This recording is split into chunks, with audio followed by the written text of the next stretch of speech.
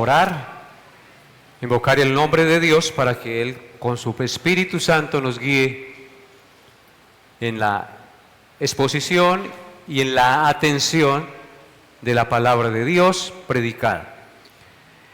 Hay un coro que dice: abre mis ojos, quiero ver a Cristo. En estos momentos vamos a pedirle al Señor que abra nuestros ojos para ver a Cristo en la exposición de su palabra.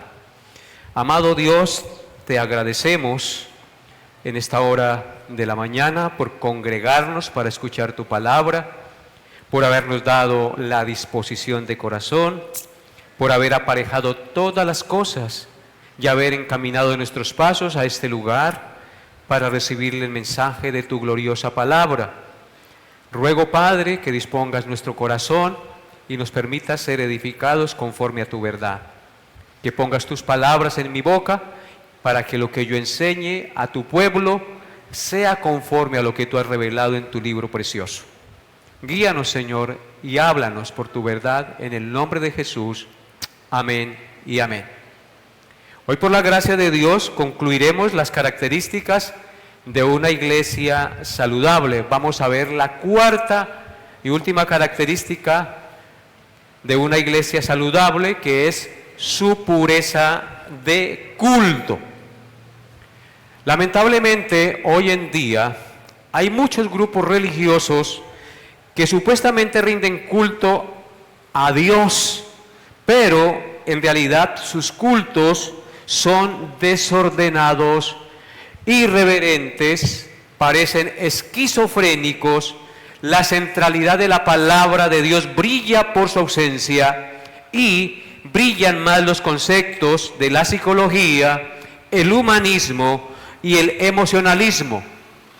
Brilla más los gritos y los balbuceos de las supuestas lenguas que los principios y los mandamientos de la gloriosa palabra de Dios. Brillan más las supuestas profecías dichas por hombres sin tener base bíblica, etcétera, etcétera. También en estos lugares el predicador o pastor parece más un motivador que un ministro del Evangelio. En consecuencia, la gente realmente no es llevada a rendir culto racional y bíblico y serio al Creador del universo. Así que una característica importantísima de una iglesia saludable es su pureza de culto. Y cuando hablamos de pureza de culto, nos referimos a la santidad, a la reverencia, al orden y a los elementos bíblicos que deben caracterizar el culto público de adoración congregacional al Creador y Santo Señor del universo. Para entender este tema de la pureza de culto, tenemos que mirar tres cosas, y en esas tres cosas vamos a meditar el día de hoy. En primer lugar, vamos a mirar la definición del culto cristiano. En segundo lugar, miraremos el propósito del culto cristiano. Y en tercer lugar, miraremos los elementos del culto cristiano. Así que veamos nuestro primer encabezado, o nuestra primera referencia, la definición del culto cristiano.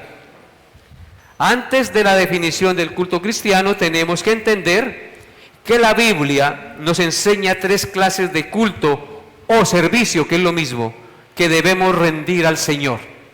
En primer lugar, la Biblia nos enseña el culto personal. En Romanos 12:1 dice: así que, hermanos, os ruego por las misericordias de Dios que presentéis vuestros cuerpos en sacrificio vivo, santo, agradable a Dios, que es vuestro culto racional. ¿Notan ustedes que la palabra de Dios nos habla de un culto personal? Y ese culto personal es un culto racional que usted y yo debemos rendir al Señor en nuestra vida cotidiana con nuestro cuerpo y todo nuestro ser.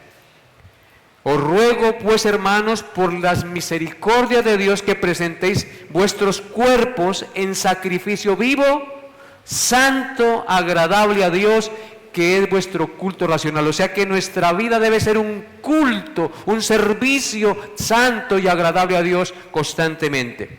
En segundo lugar, la Biblia nos muestra el culto familiar. Nosotros debemos rendir un culto familiar. Todo hogar cristiano que predique la palabra de Dios debe rendir culto a Dios en su hogar, reunirse como familia. Si el padre es el cabeza de hogar y es creyente, pues se reúne con su familia, aparta un tiempo, lee la palabra de Dios, explica la palabra de Dios, oran al Señor y, si es posible, cantan un cántico al Señor. El culto familiar es supremamente importante y de eso habla la Biblia. En Génesis capítulo 18, versículo 19, Dios dice de Abraham lo siguiente. Génesis 18, 19.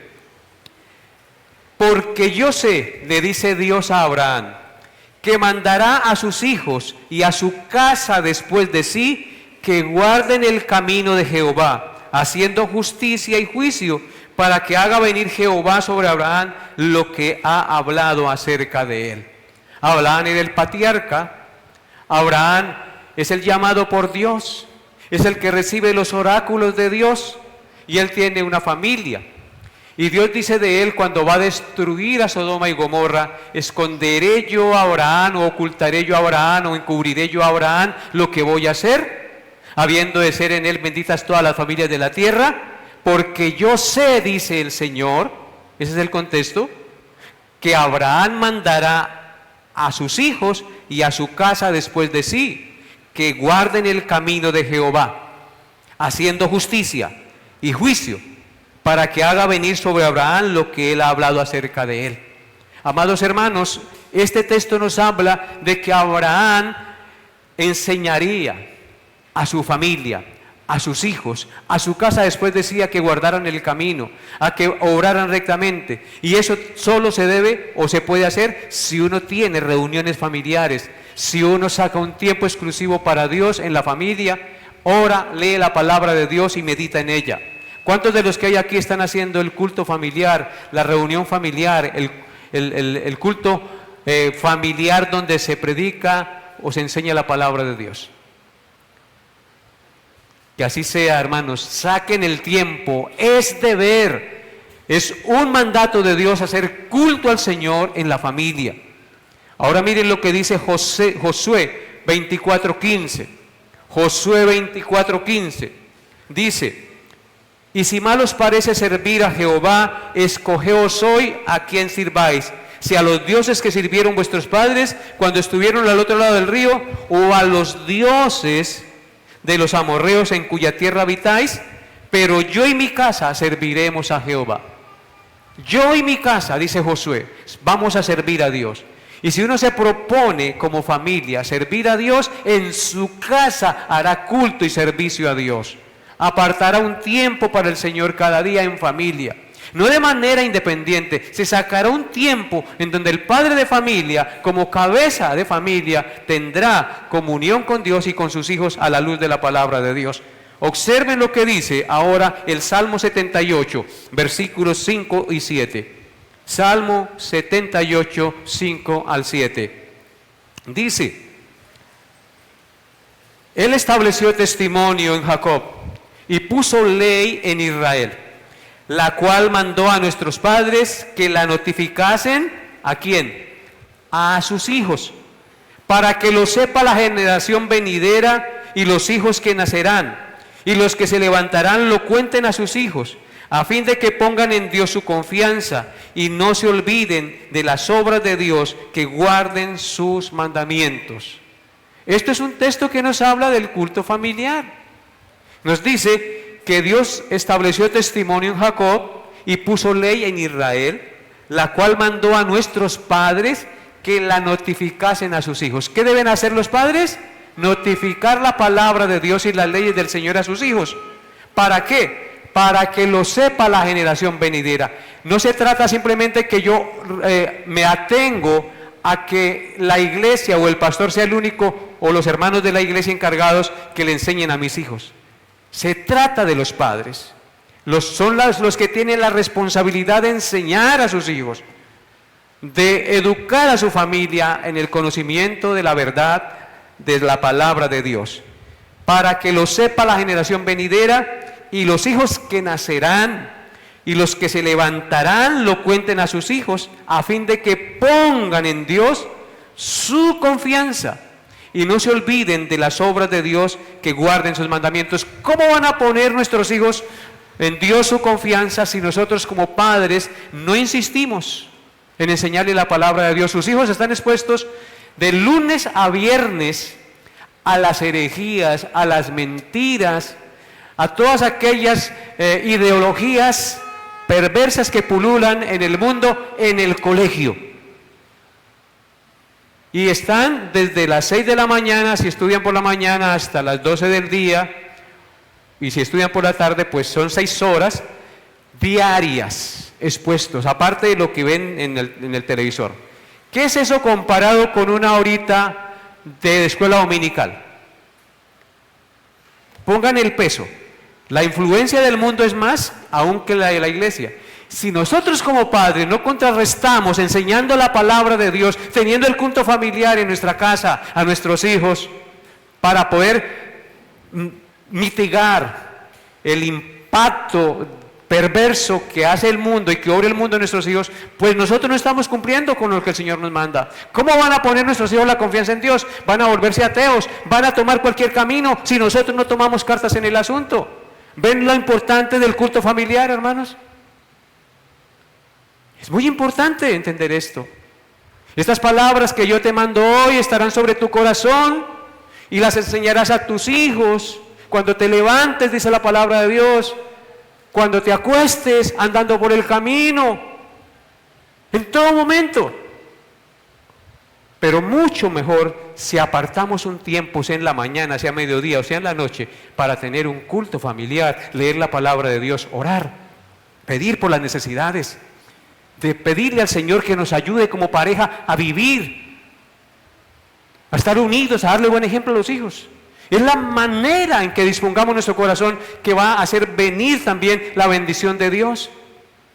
Porque yo sé que mandará a sus hijos y a su casa después de sí, que guarden el camino, haciendo justicia y juicio, para que haga venir, dice la palabra, estas cosas, Dios sobre Abraham. O sea que hay bendiciones que no vendrán si nosotros no obramos, si no cumplimos el deber que debemos cumplir. Amén. Y en tercer lugar está el culto público de adoración, que es lo que nos ocupa hoy. El culto público de adoración, Salmo 100,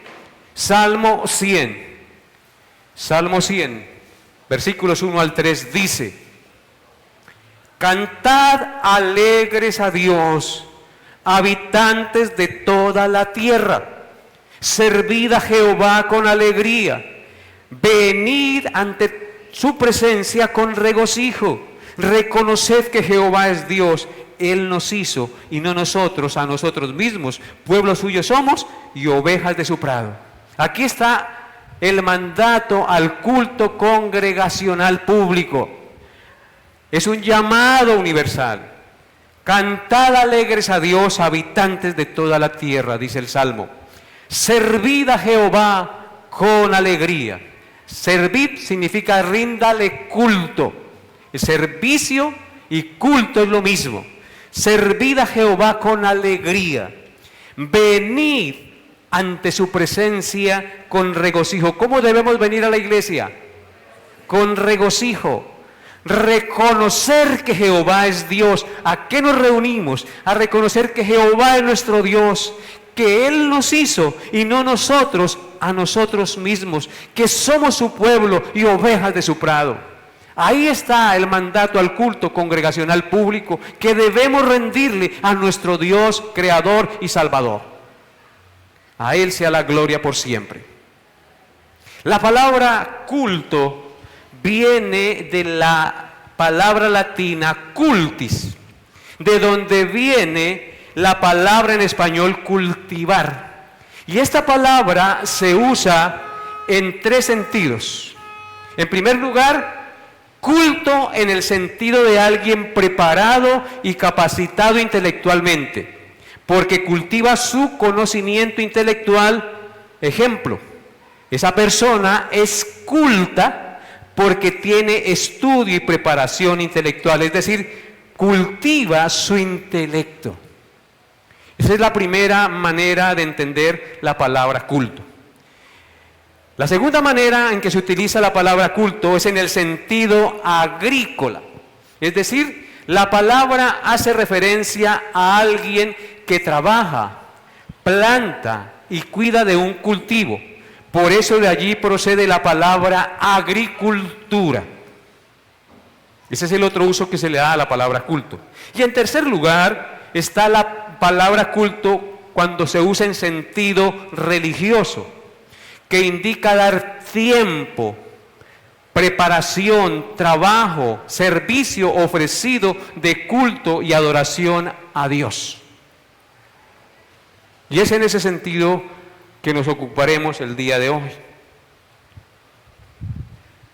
Dar tiempo preparado, trabajado, ofrecido de culto, servicio y adoración a Dios.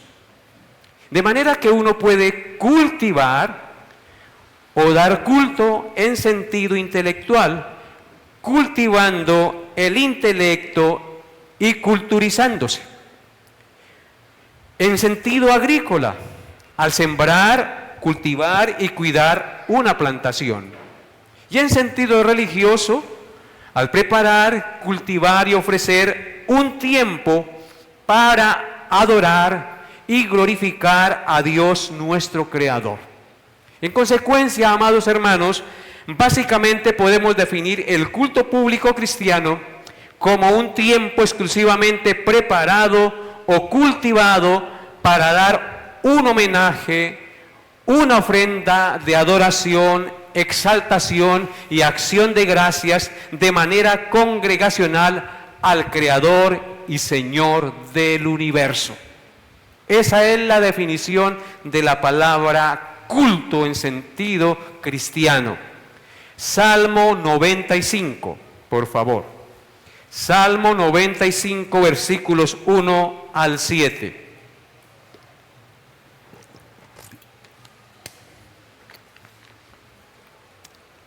Dice la palabra de Dios: venid, aclamemos alegremente a Jehová, cantemos con júbilo a la roca de nuestra salvación. Lleguemos ante su presencia con alabanza, aclamémosles con cánticos, porque Jehová es Dios grande y Rey grande sobre todos los dioses, porque en su mano están las profundidades de la tierra, y las alturas de los montes son suyas. Suyo también el mar, pues él lo hizo, y sus manos formaron la tierra seca. Venid, adoremos y postrémonos, arrodillémonos delante de Jehová nuestro Hacedor, porque Él es nuestro Dios. Nosotros, el pueblo de su prado y ovejas de su mano, si oyereis hoy su voz. Es un salmo dedicado y exclusivamente a mostrarnos la importancia, el deber y el mandamiento de dar culto a nuestro Dios, de manera pública y congregacional, como lo manifiesta el texto. Lo primero que dice el Salmo es venid, es un llamado, una convocación. En esta iglesia se convoca desde el sábado a la iglesia a que preparen su corazón, a que se dispongan para venir a aclamar alegremente a Jehová. Se envía el post por las redes sociales, ahora que es más fácil, no tienen excusa de que no se les advirtió, de que no se les anunció, de que no se les dijo. Venid, aclamemos alegremente a Jehová, cantemos con júbilo a la roca de nuestra salvación. Nos reunimos para adorar al Señor. Lleguemos ante su presencia con alabanza. No lleguemos cabizbajos. Por más problemas que usted tenga, venga con un corazón dispuesto a alabar a su Creador. El Señor le levantará. El Señor le dará gozo en medio del dolor. Lleguemos ante su presencia con alabanzas, aclamémosle con cánticos, porque Jehová es Dios, grande, inigualable. ¿Quién como Él? Ninguno, ¿sí o no? Él es único, hermanos. Rey grande sobre todos los dioses, no hay otro Dios como Él, porque Él es el único. Porque en su mano están las profundidades de la tierra, las profundidades del mar, Él las hizo. Y las alturas de los montes son suyas, Él hizo el Everest, Monserrate, las cumbres de las montañas más elevadas, las cordilleras, Él las hizo. Estamos en el pie de un monte donde empieza una cordillera que se llama la cordillera oriental. Él hizo todas estas cosas.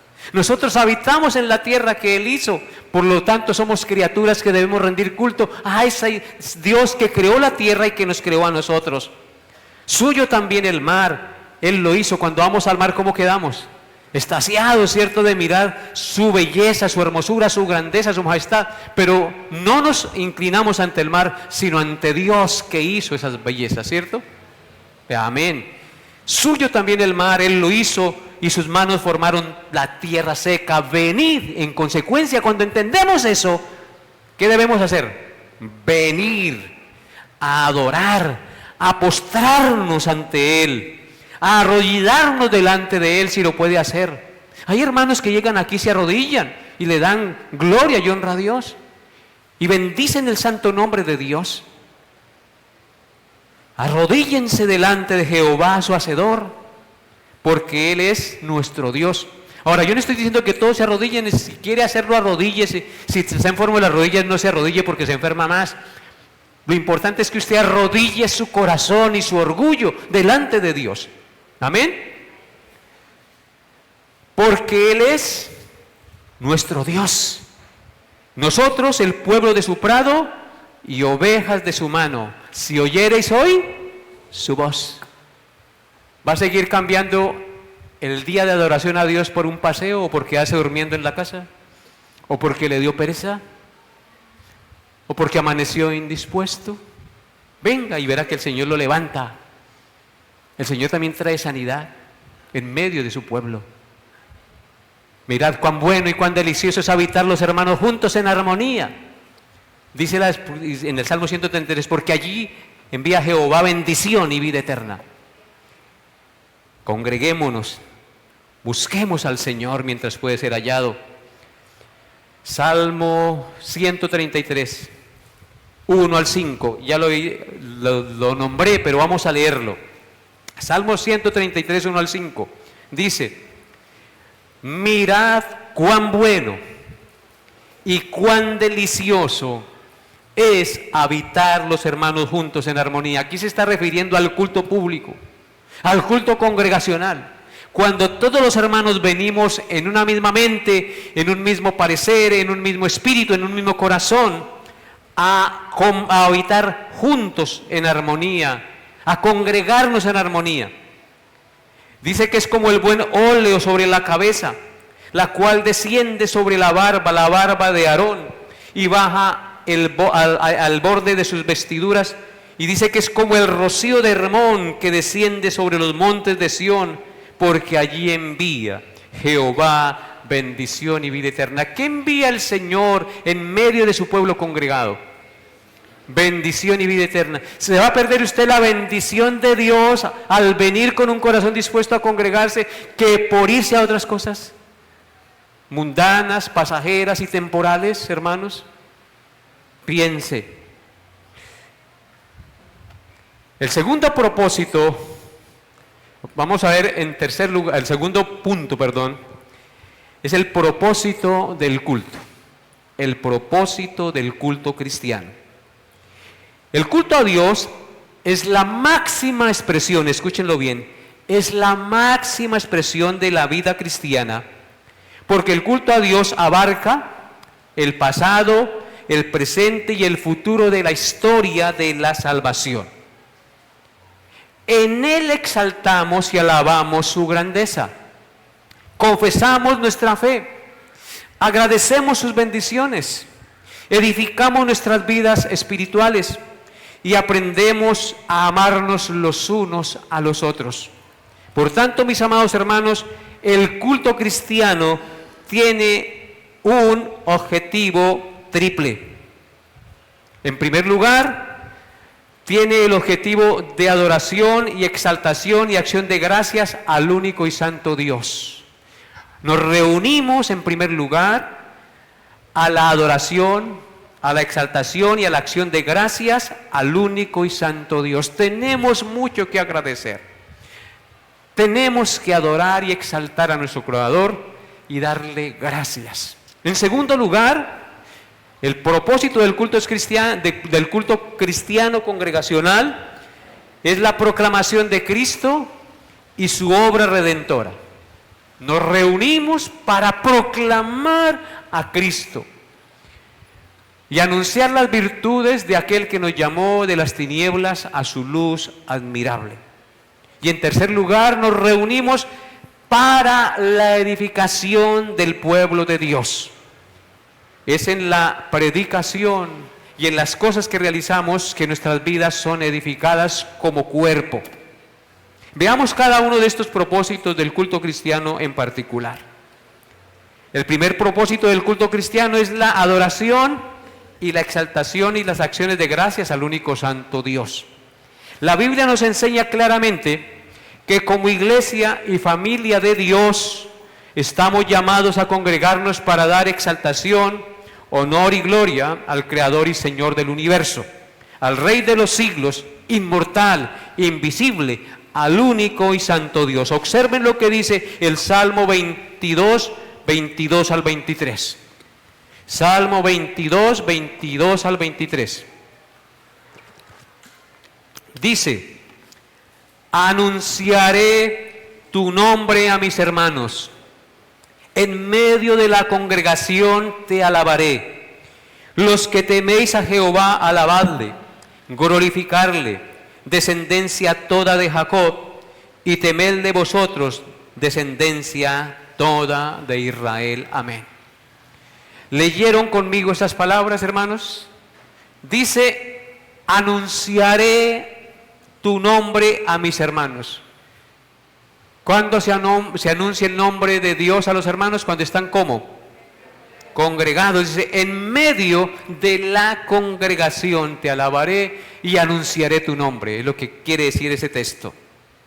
¿Quiénes son esos que se reúnen y a los cuales se les proclama y se les anuncia la palabra de Dios? Los que temen a Jehová. Solamente se reúnen los que temen a Dios. Los demás les importa un pepino. Ellos están cómodos en su pecado, en su borrachera, mirando televisión. A ellos no les importa a Dios. Solo los que temen a Dios se congregan para darle gracias, encomendar sus vidas, honrarlo y glorificar su santo nombre. En medio de la congregación te alabaré. Los que teméis a Jehová, alabadle, glorificadle, descendencia toda de Jacob. ¿A qué nos reunimos? A alabarle, a glorificarle. Y temedle vosotros, descendencia toda de Israel. Cuando uno escucha la palabra de Dios, sale temiendo al Señor. Sale comprendiendo la necesidad de depender de Él cada día. En Efesios capítulo 3, versículos 20 al 21 dice, en Efesios 3, 20 al 21 dice: y aquel que es poderoso para hacer las cosas mucho más abundantemente de lo que pedimos o entendemos, según el poder que actúa en nosotros, a Él sea gloria, ¿a dónde? En la iglesia, en la congregación, en Cristo Jesús, por todas las edades, por los siglos de los siglos. Amén. ¿Ustedes saben qué es lo que hace la iglesia aquí en la tierra? Reunirse para adorar a Dios. ¿Y qué será lo que hace qué será lo que hará la iglesia cuando esté en el cielo? Adorar y glorificar al Señor, hermanos. Dice ahí claramente: a Él sea gloria en la iglesia, en Cristo Jesús, por todas las edades, por los siglos de los siglos. Amén. Bendito sea el nombre de Dios. Así que aquí estamos en entrenamiento para una oración perpetua. Primera de Timoteo 1:17. Primera de Timoteo 1:17 dice: por tanto, al Rey de los siglos, inmortal, invisible, al único y sabio Dios, sea honor y gloria por los siglos de los siglos. Amén.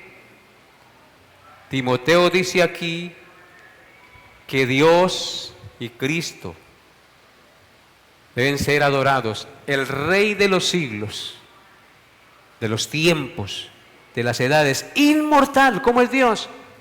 Inmortal, invisible, no se ve. Por eso es que en San Juan dice que los adoradores adoran en espíritu y en verdad. E invisible, al único y sabio Dios, sea honor, gloria por los siglos de los siglos. Y la iglesia debe vivir para glorificar y exaltar al Señor. Y Apocalipsis, capítulo 4, versículos 10 y 11. Apocalipsis 4, 10 y 11 dice, en esta visión que tuvo Juan en el cielo, de la adoración celestial, congregacional de su pueblo, dice Apocalipsis 4, 10 y 11, los 24 ancianos se postran delante del que está sentado en el trono y adoran al que vive por los siglos de los siglos y echan sus coronas delante del trono diciendo: Señor, digno eres de recibir la gloria y la honra y el poder, porque tú creaste todas las cosas y por tu voluntad existen y fueron creadas. ¿Notan ustedes, hermanos? Los 24 ancianos representan la iglesia del Antiguo Testamento y del Nuevo Testamento en pleno, congregados, redimidos, sentados alrededor del trono, adorando al que vive por los siglos, echando sus coronas, diciendo: no merecemos nada, Señor, el que merece toda gloria y honor eres tú, Señor. Digno eres de recibir la gloria, el honor, la alabanza, porque tú creaste todas las cosas y por tu voluntad existen y fueron creadas. ¿Por qué estamos viviendo y existimos nosotros en esta tierra? Por la voluntad de Dios. Amados hermanos, esto es muy importante. La adoración o el culto a Dios es una de las primeras actividades humanas mencionadas en la Biblia. Ustedes recordarán, no vamos a citarlo, recordarán que lo primero que hacen los padres, Adán y Eva, con sus hijos es enseñarles a adorar a Dios, y por eso es que dice que aconteció andando el tiempo que Caín trajo una ofrenda a Jehová y Abel trajo una ovejita de lo más gordo al Señor. Y Dios miró con agrado la ofrenda de Abel y no la de Caín. Desde allá se comenzó a rendir culto y adoración a Dios. Luego usted va a Génesis 8 y allá ve que después de que Noé baja del arca, después de haber pasado el diluvio universal, lo primero que hace es ofrecer sacrificios de adoración al Señor.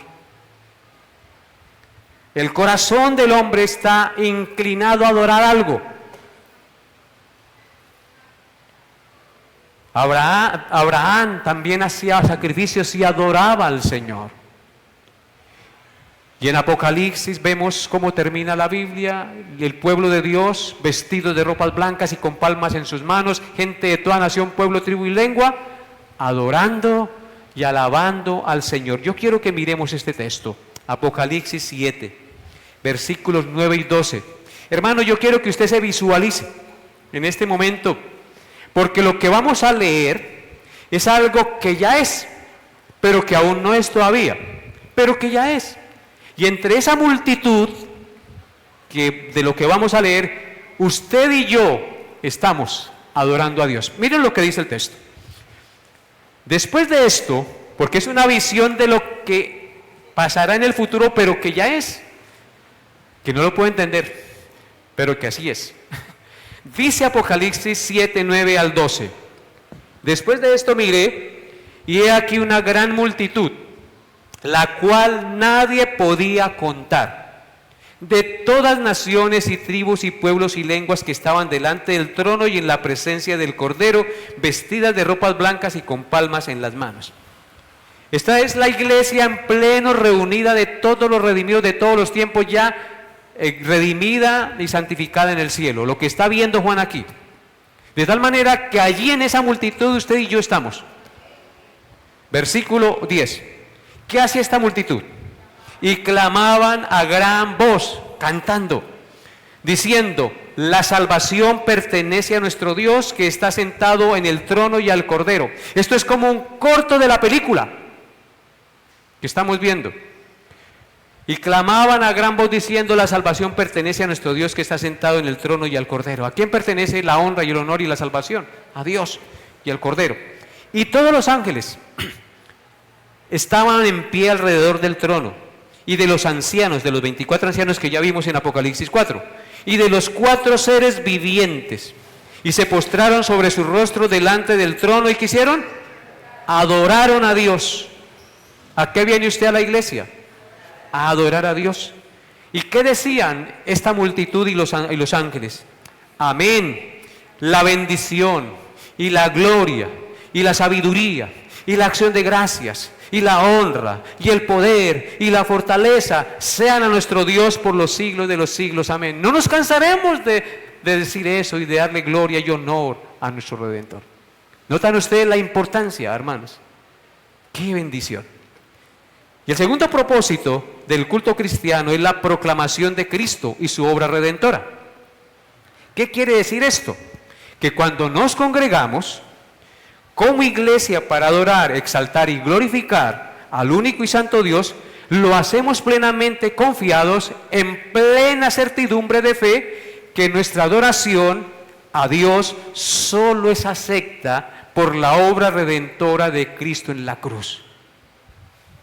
Es por la obra mediadora de Cristo que nuestras alabanzas, que nuestra adoración es aceptada delante de Dios.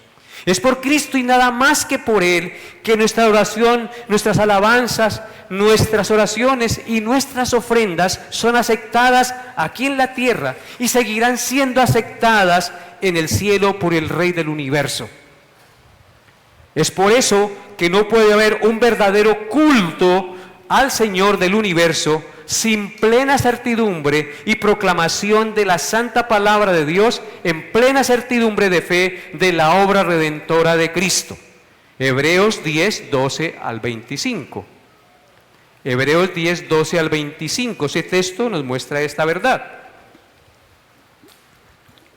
Dice así: pero Cristo, habiendo ofrecido una vez para siempre un solo sacrificio por los pecados, se ha sentado a la diestra de Dios.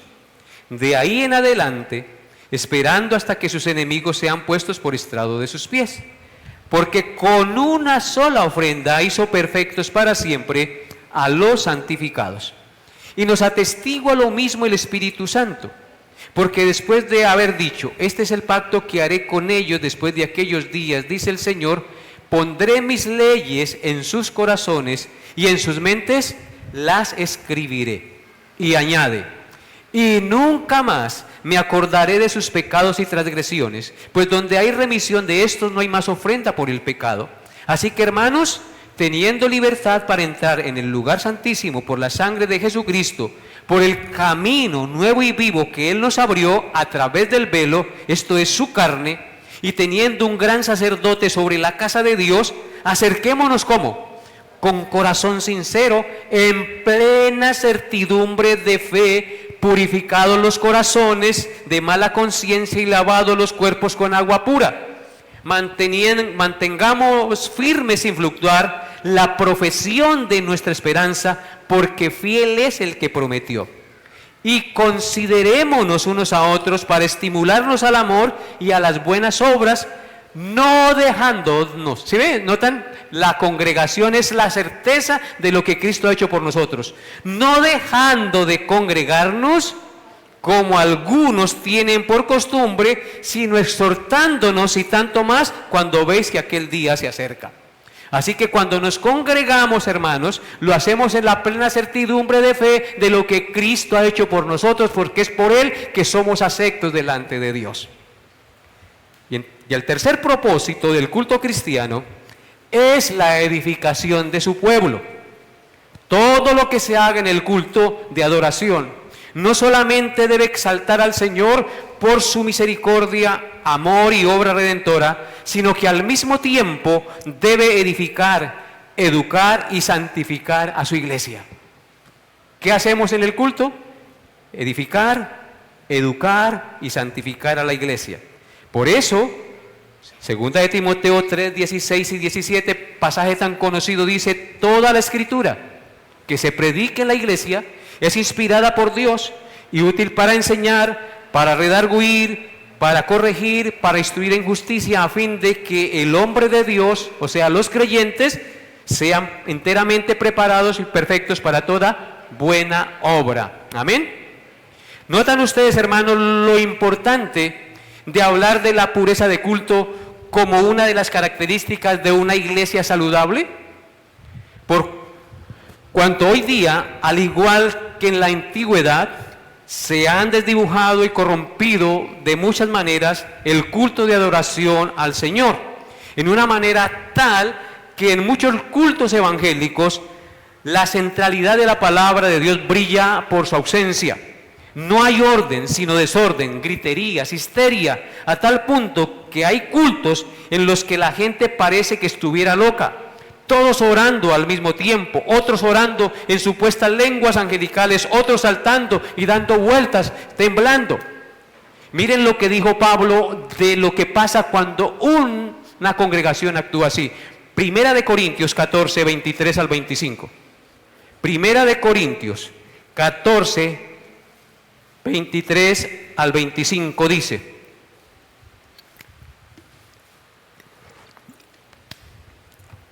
quiero que todos estén allí. Primera de Corintios 14, 23 al 25 dice: si pues toda la iglesia se reúne, si notan que la iglesia se reúne en un solo lugar, y todos hablan en lenguas, y entran indoctos o incrédulos, ¿no dirán que estáis locos? Pero si todos profetizan, y entra algún incrédulo o indocto, por todos es convencido, por todos es juzgado. Lo oculto de su corazón se hace manifiesto, y así, postrándose sobre el rostro, adorará a Dios, declarando que verdaderamente Dios está entre vosotros. Amén. La importancia de un orden lógico, de un orden racional en el culto cristiano. He conocido hermanos que me han contado que han salido con miedo de cultos así, temblando, porque parece que estuvieran locos, esquizofrénicos. Hermanos, todo debe hacerse decentemente y con orden, dice la palabra de Dios. Y este texto que acabamos de leer es claro y contundente. Si se habla claramente, no en lenguas, sino con el lenguaje que nosotros entendemos, lo oculto de su corazón se hace manifiesto, y así postrándose sobre el rostro, el indocto, el incrédulo, adorará a Dios, declarando que verdaderamente Dios estará entre nosotros. Que Dios nos ayude para adorar a Dios de manera racional. En otros cultos no se exalta a Dios, sino se exalta al hombre. La palabra de Dios no se predica, sino las experiencias humanas, donde reina el emocionalismo y no la sensatez ni el autoexamen.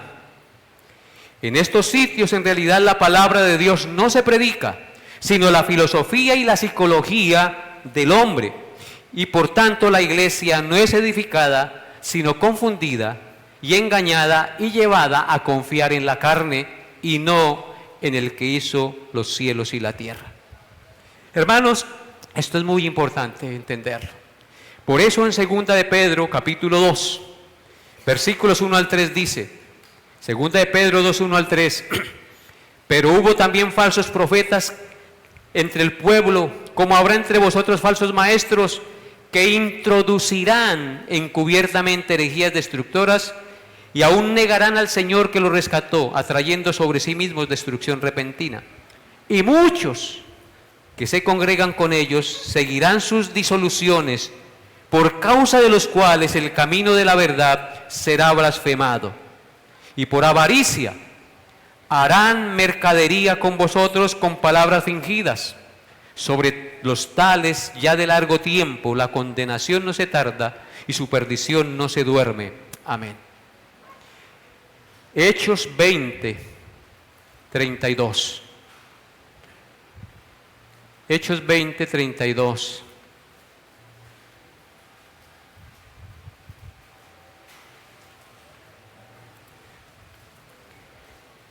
De vosotros mismos. No, versículo 30, no el 30 sino el 32. Dice, y ahora, hermanos, os encomiendo a Dios y a la palabra de su gracia, que tiene poder para sobreedificaros y daros herencia con todos los santificados. Hermanos, este texto no es claro. Dice Pablo, después de haberles enseñado por 3 años a los hermanos de Mileto, le dice a los ancianos que va a dejar allí en la iglesia: hermanos, los encomiendo a Dios y a la palabra de su gracia, no a las experiencias, no a los cuentos, que tiene poder para sobreedificaros y daros herencia con todos los santificados. ¿Qué es lo que santifica y tiene poder para darnos herencia en el cielo? La palabra de su gracia. Es la palabra la que se debe predicar, no otra cosa. ¿Saben por qué las iglesias que predican la sana doctrina no se abarrotan de gente? Porque se confronta con el pecado. Tienen comezón de oír la gente y lo que les confronta con su pecado no lo quieren oír. Ellos quieren oír lo que quieren oír. Hermanos, en el tercer punto, y es aquí donde consideraremos el tercer elemento de la pureza de culto. ¿Qué debe caracterizar una iglesia saludable? Me refiero a los elementos del culto, o sea, lo que debe haber dentro de la liturgia, dentro del culto cristiano.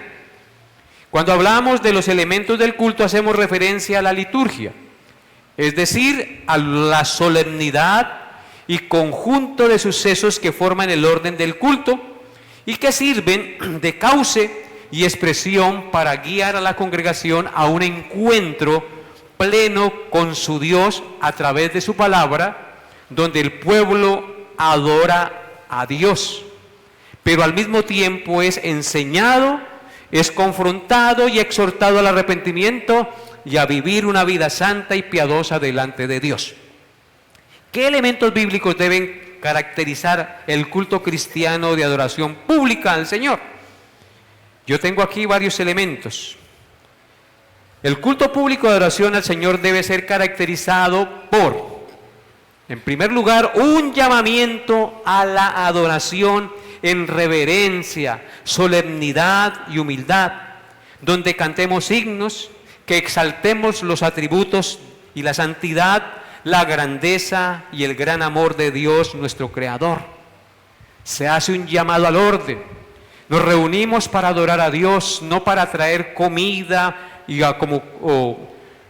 palomitas de maíz, papitas y todas esas cosas como cuando nos sentamos a mirar una película. No, hermanos, cuando venimos al culto no venimos a comer. Ay, que tengo hambre, pastor, y hago un ayunito de 2 horas, hermano, luego ¿qué? ¿Se va a morir? Pues traigo una botellita de agua y tome agüita. Estamos en el culto cristiano. Es un llamado a la reverencia, a la solemnidad, a estar en silencio en la presencia de Dios y dispuestos a escuchar su voz, a exaltar su grandeza. Venid, dice el Salmo 95, adoremos y postrémonos, arrodillémonos delante de Jehová, nuestro Hacedor, porque Él es nuestro Dios y nosotros el pueblo de su prado y ovejas de su mano. Es un llamado a la adoración. Eso debe tener el culto cristiano, un elemento. Un segundo elemento, el culto debe tener lectura, entendimiento y reverencia de la santa palabra de Dios, con participación, ojalá, de toda la congregación. La lectura pública de las Escrituras en congregación como lo hacemos aquí. Hacerlo con entendimiento, con reverencia. Leemos la palabra de Dios y disponemos nuestro corazón a ver qué nos dice la palabra escrita. Vean lo que dice Nehemías capítulo 8, versículos 1 al 8. Vaya conmigo allá. Es tan importante, hay tanta tela de qué cortar aquí, hermanos. Nehemías 8, 1 al 8 dice, quisiera que todos leyeran conmigo este texto, Nehemías 8, 1 al 8. Dice así la palabra: y se juntó todo el pueblo como un solo hombre en la plaza que está delante de la puerta de las aguas. Y dijeron a Esdras el escriba que trajese el libro de la ley de Moisés, la cual Jehová había dado a Israel. Y el sacerdote Esdras trajo la ley delante de la congregación, así de hombres como de mujeres, y de todos los que podían entender, el primer día del mes séptimo. Y leyó en el libro delante de la plaza que está delante de la puerta de las aguas, desde el alba hasta el mediodía, en presencia de hombres y mujeres y de todos los que podían entender, y los oídos de todos, de todo el pueblo estaban atentos al libro de la ley. En ese entonces no había la posibilidad de tener una Biblia cada uno, solamente el que leía tenía la copia. Pero ¿cómo estaba el pueblo? Atento a lo que decía el libro de la ley. Verso 4. Y el escriba Esdras estaba sobre un púlpito de madera que había hecho para ello, y junto a él estaban Matasías, Sema, Anías, Urías, Hilcías y Maasías a su mano derecha, y a su mano izquierda Pedaías, Misael, Malquías, Hasún, Hasbadana, Zacarías y Melsulama, un nombre para su hijo.